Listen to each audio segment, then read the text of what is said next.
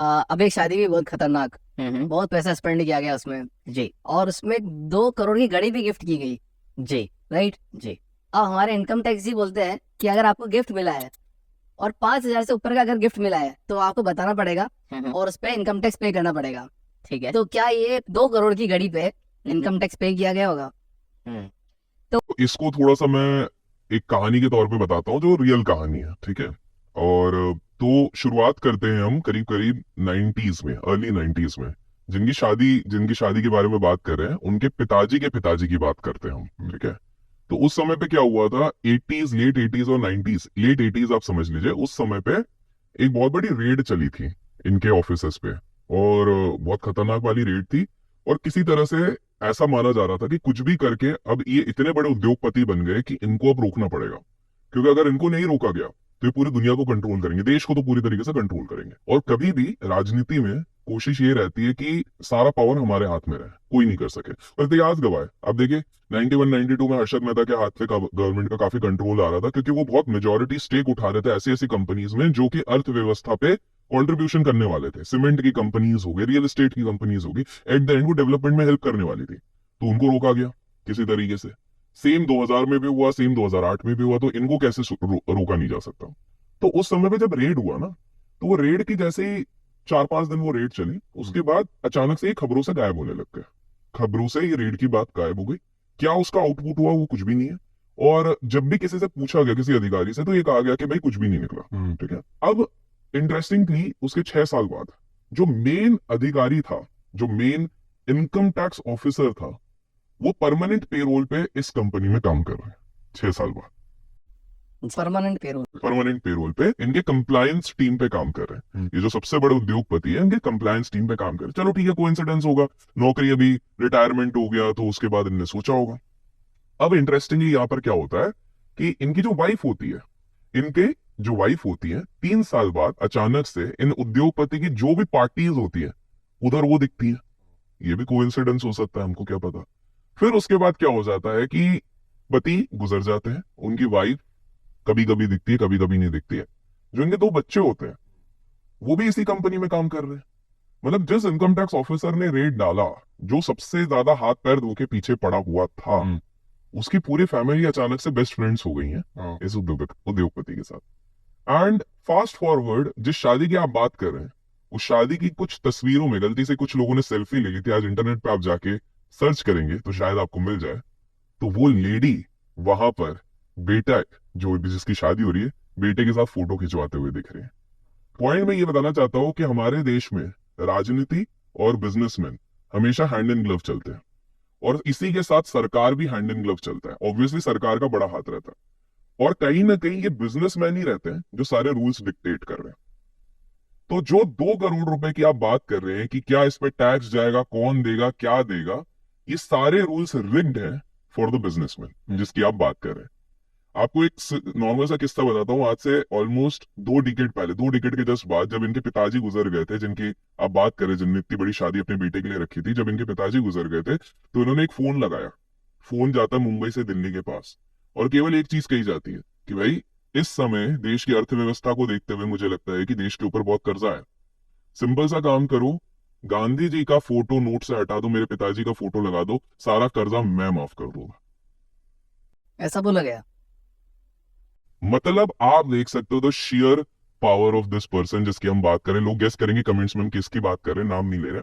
अब मैं आपको इस पे और एक इंटरेस्टिंग किस्सा, बिकॉज आपने शादी का बात छेड़ ही दिया है, तो मैं इंटरेस्टिंग चीज बताता हूँ कि ये सारा गेम ना पूरा पीआर का होता है। सब लोग कह रहे हैं कि 5,000 करोड़ की शादी कर दी, पैसे वेस्ट कर दिए, ये क्या कर रहे हैं। आपको क्या लग रहा है, पहले मैं आपसे पूछता हूँ, आपको क्या लग रहा है, क्या ये करना चाहिए, नहीं करना चाहिए? सही सही बताइए, आपके दिल से जो निकलता है। अस्तित्व में बने बने रहने के लिए तो आपको दिखना पड़ेगा। बिल्कुल, अगर आप दिखते रहोगे तो बिकते रहोगे, बिकते रहोगे। बिल्कुल। तो ये तो आपने बिजनेस के हिसाब से करा, लेकिन थोड़ा ऑकवर्ड लग रहा था आपको कि क्यों, इतना क्यों? थोड़ा 1000 करोड़ में भी तो कर सकते थे, 500 करोड़ में भी कर सकते थे। थोड़ा लग रहा था, पर मेरे को लग रहा था कि इनको एक्सपेंसेस ज्यादा बुक करने होंगे। चलिए, वो तो आप अकाउंट्स में चले गए। अब इस पे भी बहुत, पता है, हम लोग हमेशा एक ही दृष्टि से सारे रईसों को देखते हैं, इसी चक्कर में वो रईस है और हम यहाँ पर है। इसको थोड़ा समझते हैं। आज से कुछ साल पहले रॉयल फैमिली ऑफ ब्रिटेन की शादी हुई थी, ठीक है। वो रॉयल ब्रिटेन फैमिली जो हुई थी, उनकी जब शादी हुई थी, उस शादी को देखने के लिए जितनी व्यूअरशिप हुई थी, जो सैटेलाइट राइट्स और टीवी राइट्स थे, वो यूएस के सुपर ब्रॉल से भी ज्यादा थी। मतलब यूएस के पूरे, जहां पर फुटबॉल इतनी बड़ी चीज होती है, स्पोर्ट्स इतनी बड़ी चीज होती है, उससे 3 गुना ज्यादा लोग एक शादी को देख रहे हैं। ठीक है, अब इसको समझते हैं थोड़ा कोरिया के एग्जाम्पल से, थोड़ा लोगों के माइंड को हम खोलते हैं। आज से ना 8-10 साल पहले कोरिया की इतनी कोई बात नहीं होती थी, सिर्फ यही बात होती थी कि भैया एक जन बैठा हुआ वो मिसाइल फेंक देता है, बॉर्डर अगर कई खतरों के खिलाड़ी बनने उनके बॉर्डर पे चले जाओ, वो उड़ा देगा, डिक्टेटरशिप चल रही है। आज ना कोरिया की अलग तरीके से बात हो रही है, और इसकी कहानी एक बहुत सिंपल तरीके से शुरू हुई थी। क्या हुआ था कि एक बार एक बहुत बड़े नेता रहते हैं, ठीक है, वो जाते हैं कोरियन मिनिस्टर से मिलते हैं। एंड याद रखिए, मैं उस पार्ट ऑफ कोरिया की बात नहीं कर रहा हूँ जहां पर ये सारे मिसाइल चलती है, मैं दूसरे शांति प्रिय कोरिया की बात कर रहा हूँ। तो उनसे बात करते हैं, और कोरिया को सब जानते थे कार की कंपनी से।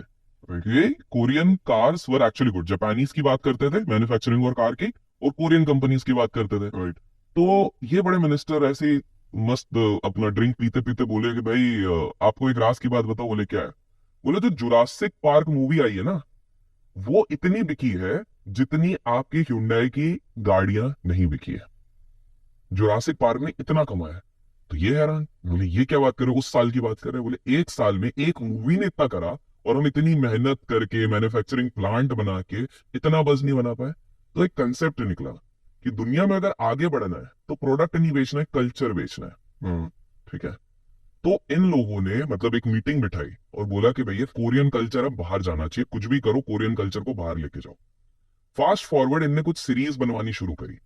आजकल की यूथ जनता वो देखती है, कुछ के पॉप करके चलता है, वो देखते हैं। आप देख रहे हो साउथ कोरियन मेकअप के ट्यूटोरियल आते हैं कि भाई किस तरह से ग्लोइंग स्किन। ये 10 साल पहले आपको दिख रहे थे? तब तो हम सिर्फ इंडियन ब्यूटी कहते थे। आजकल तो सारी इंडियन ब्यूटी को साउथ कोरियन चाहिए, क्रिस्टल क्लियर। वो आप शिफ्ट देख रहे हो माइंडसेट में? साउथ कोरियन सीरीज देख रहे हैं, रात रात भर बच्चे नौजवान लगे हुए अपने मोबाइल पे नेटफ्लिक्स पे कि भैया साउथ कोरियन हमको वो देखना है। एब्सोल्युटली राइट, कोरियन बने। ये अचानक से कैसे हो गया?